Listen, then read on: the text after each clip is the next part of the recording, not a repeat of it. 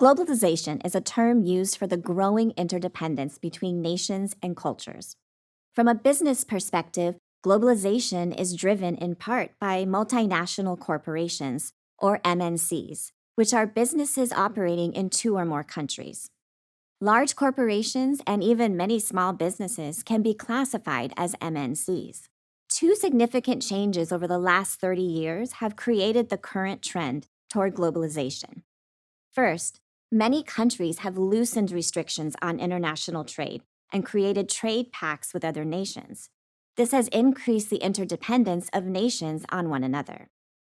Second, new technologies have made communication and trade easier. This has caused the cost of international business to be lower and has allowed access to new markets.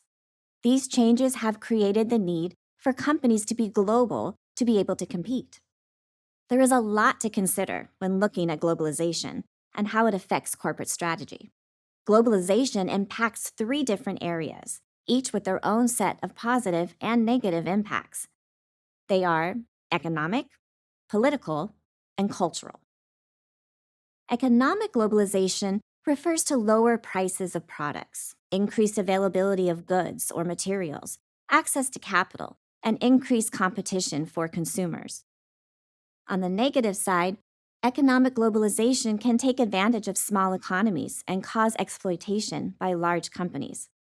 Political globalization affects access to resources, reduces the risk of border conflicts, limits nationalism, and allows countries to work together. It can also minimize state sovereignty and allow large countries to shape decisions and influence smaller countries and economies.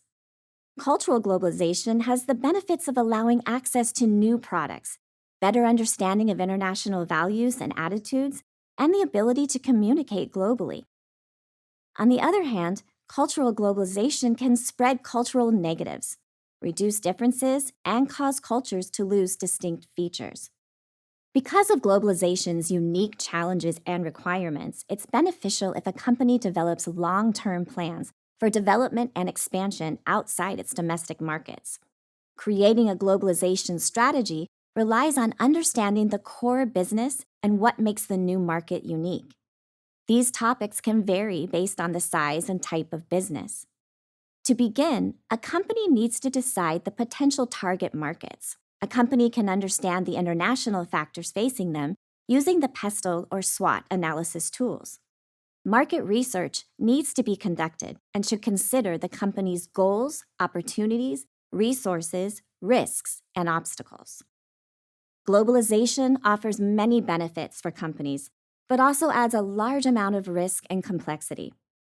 Companies need to be aware of the positives and negatives of entering a market and then do substantial research into each country or culture.